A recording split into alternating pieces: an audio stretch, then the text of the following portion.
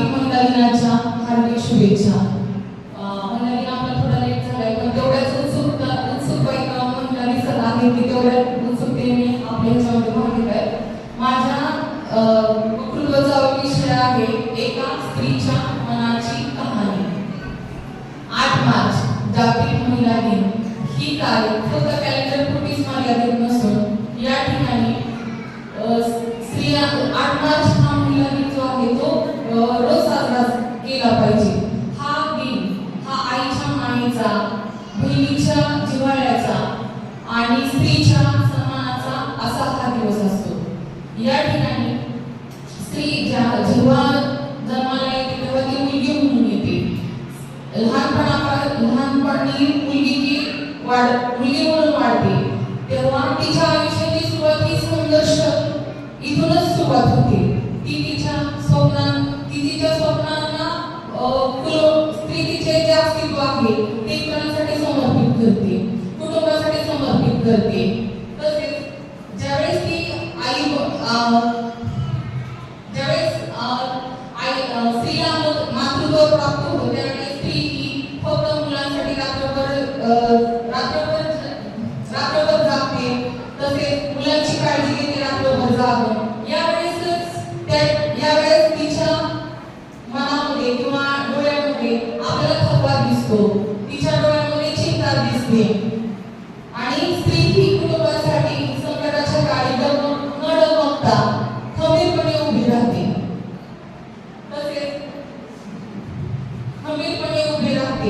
स्त्री ही आजच्या जगामध्ये स्त्रिया प्रत्येक क्षेत्रामध्ये कर्तृत्ववान आहे. प्रत्येक क्षेत्रामध्ये स्त्रियांनी आपलं सामर्थ्य दाखवलेलं आहे.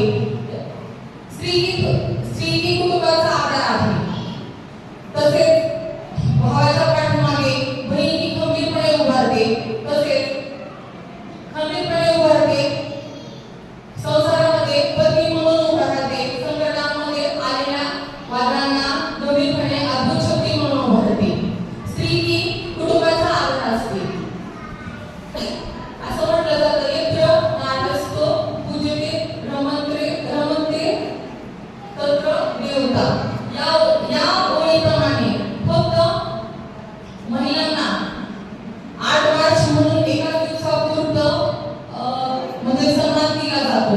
हा सन्मान फक्त 8 मार्च या दिवसापुरता न देता तिला हवा असतो आदर, सन्मान आणि सुरक्षिततेचे आयुष्य.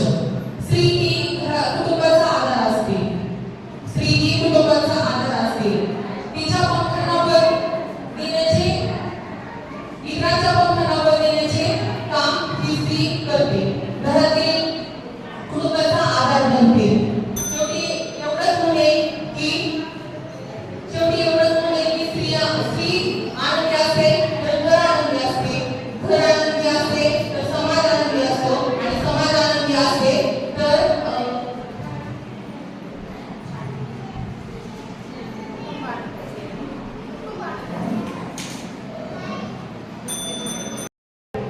आणि तयार आहे मनीषा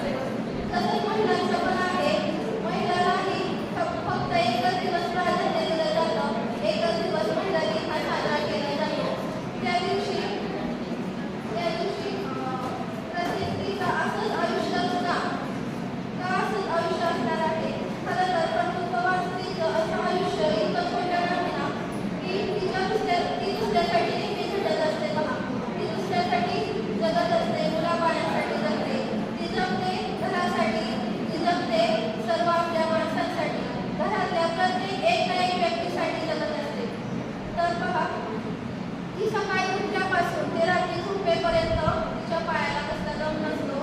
ती सतत राबत असते घरामध्ये. तिला अष्टभुजा असे की म्हटले आहे. अष्टभुजा असे म्हणणाऱ्या लक्ष्मीची पूजा आपण लक्ष्मी पूजनाच्या दिवशी करतो. पण जी महिला घरात राबते, दिवसभर काम करते, त्या महिलेची पूजा आपण करतो ना रे? नाही करत. त्या महिलेची पूजा आपण करत नाही. उलट त्या महिलेला आपण शिव्या देतो, बोलतो आणि तिची अवहेलनाही करत असतो. तर 21व्या शतकामध्ये महिला खरंच समजा झाल्या आहेत का? नाही झालेल्या. 21व्या शतकामध्ये खरंच महिला समजा झालेल्या नाही. सरकार हे महिला सबलीकरणाचं काम करत असतं.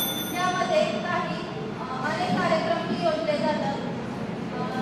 स्त्री भ्रूण हत्या रोखली जावी, स्त्री भ्रूण हत्या रोखली जावी, तर दुसरीकडे बलात्कारही त्याच महिलेवर बलात्कारही होत असतात. आजची स्त्री ही खरंच सुरक्षित आहे का? नाही. आजची स्त्री सुरक्षित नाही. त्या प्रत्येक स्त्रीला स्वातंत्र्यही मिळालेलं नाही. प्रत्येक स्त्रीला कर्तृत्ववान स्वातंत्र्यही मिळालेलं नाही. तिचं नेहमी गुणगानही गायलं जात नाही. तर त्याला एकच वाक्य म्हणेल, स्त्री म्हणजे जन्मदात्री, स्त्री म्हणजे नाविन्याचा वसा, स्त्री म्हणजे नाविन्याचा वसा, स्त्री म्हणजे घराचे घरटी, स्त्री म्हणजे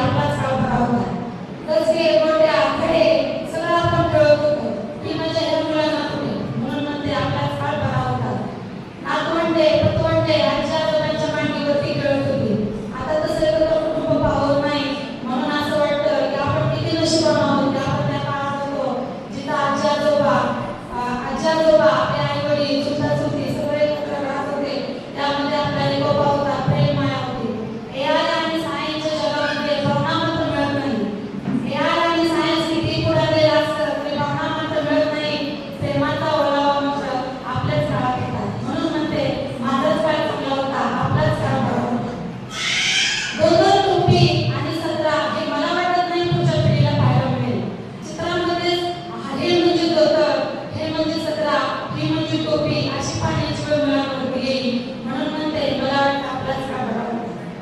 मोबाईल आपल्या काळात नव्हता की फार चांगलं होतं. चंचल मुलं काही आपल्यासारखी स्थिर बुद्धी राहिली नाही. तुम्ही पहा, मुलं जर मोबाईल बघत असतील तर ते एक गोष्ट जास्त वेळ पाहू शकत नाही. पटकन लगेच त्यांना चेंज करायचं असतं.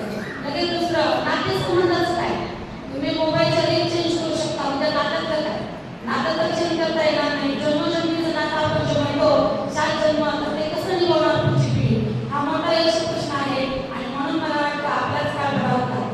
टेरेसवरती, मार्गावरती, वाड्यामध्ये आपण राहायचो. चंद्र चांदण्या ते तिकडनं ते साखर ते तिकडनं ती चांगली चांदणं कसं लुकलुकतंय परत आपण पाहायचो. लुकलुकणारी चांगली, जागा बदलणारी चांगली आपली आई आपल्याला दाखवायची. आता ते दिवस राहिले नाही. मोबाईल आणि क्लासेस याच्या नादात मुलांना ते पाहायला येईल का नाही याची सुद्धा भीती वाटत आहे. तसतशी कुंकू लावणारी आजी पुढच्या पिढीला मिळेल की नाही ही सुद्धा शंका मला वाटते. आणि म्हणून मला वाटतं आपला काळ बरा होता. गावभर हिंडलं तरी भीती नव्हती, कुणी काय म्हणत त्याची चिंता नव्हती. 4-4, 5-5 मुली एका घरात होत्या, नजरा सगळ्या चांगल्या होत्या. कुणाची नजर वाईट पडेल असं कधी वाटलं नाही. साध्या पेटीकोटवर आम्ही गावभर फिरलो, कधी कुणाची भीती वाटली नाही. पण आता ती परिस्थिती राहिली नाही. अर्धा तास आपली मुलं दिसली नाही तर हृदयामध्ये धडधड व्हायला लागतं.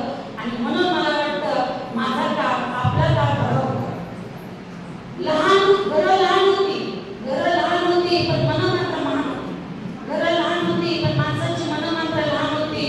मोठमोठ्या कपांमध्ये येणाऱ्या पाहुण्यांना चहा होता. आता काय, येणार का, पाहिजे का, हवंय का, चालेल का, शुगर आहे का, अशा पद्धतीचे शब्द ऐकले की काळजात नुसतं धस होतं. असं वाटतं की खरंच आपला काळ फार चांगला होता.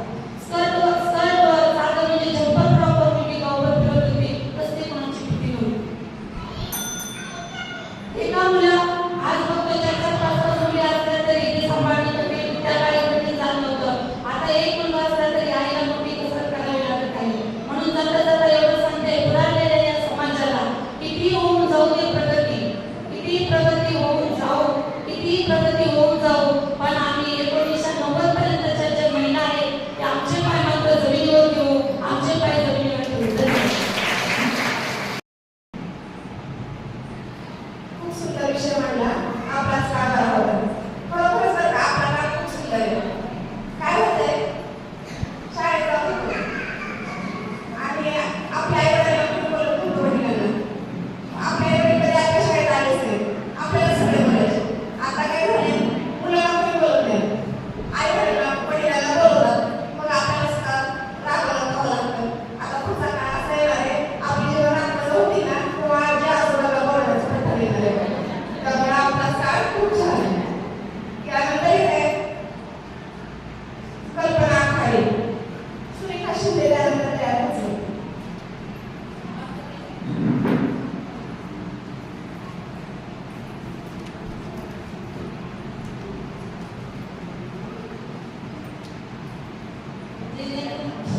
जिने कुठलाही वारसा कर्तृत्वाचा, मातृत्वाचा आणि दातृत्वाचा, कुठलाही वारसा नसताना जिने 2 छत्रपती घडवले त्या माँसाहेब जिजाऊ.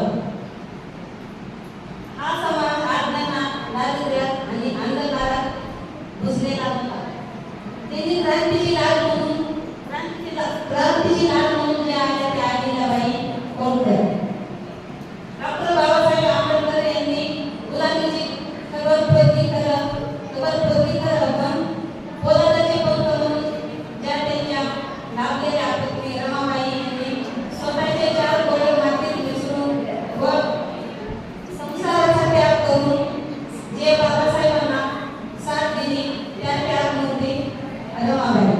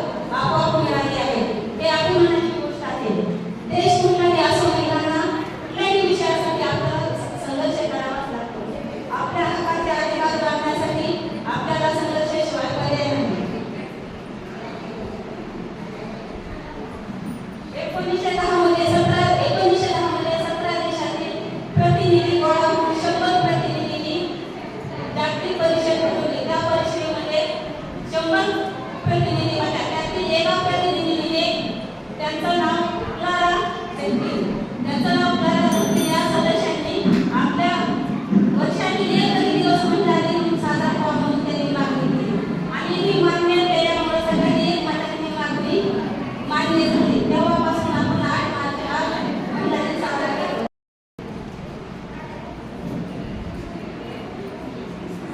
यानंतर तयार व्हायचे अश्विनी सोनी यांनी.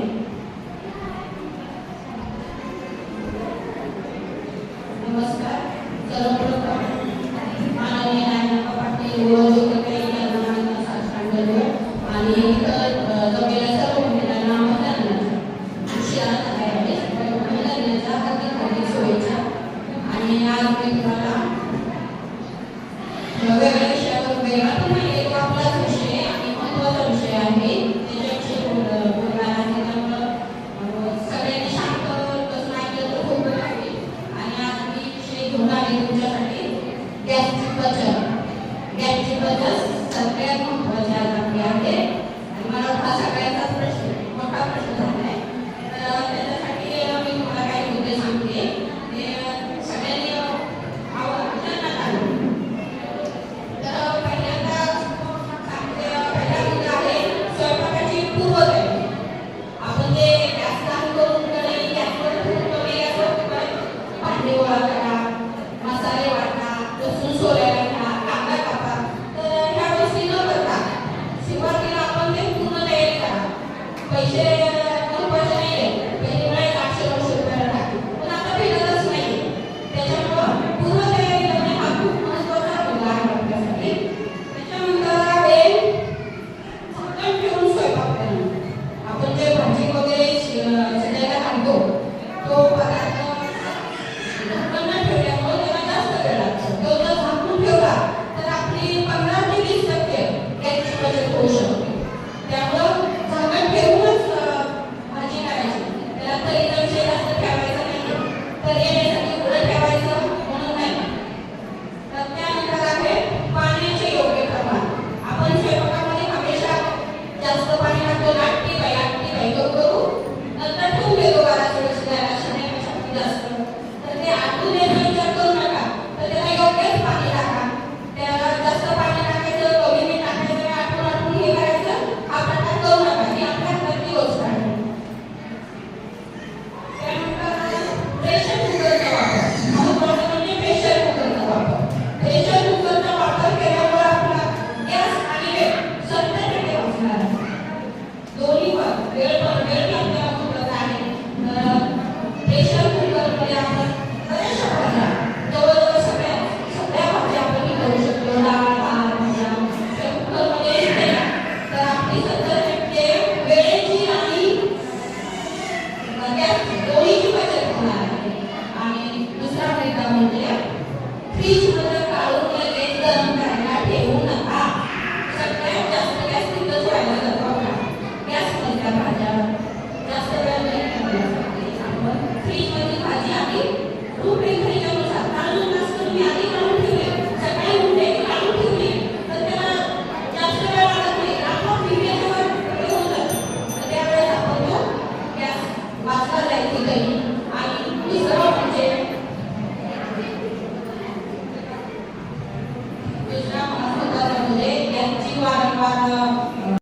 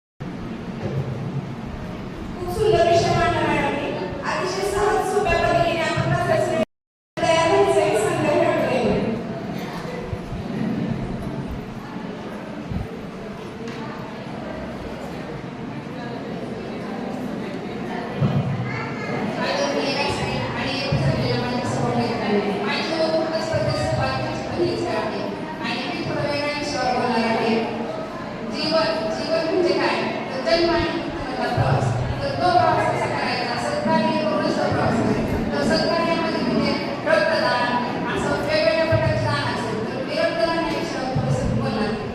रक्तदान अवश्य करावं. का करावं तर आपलं रक्त साठलं शरीरात तर त्याचे विपरीत परिणाम त्याचे होते. रक्ताचे मापन ते तेवढंच नाही होत आपल्या शरीरात तयार होतं. आणि रक्तदान हे सर्व दानामध्ये सर्वात थोर दान मानलं जातं. आपण स्वतः कसं काय करू शकतो, पैसे सुद्धा लोकांना असतात पण स्वतःचा आपण फक्त आपलं स्वतःचं रक्त लोकांना देऊ शकतो.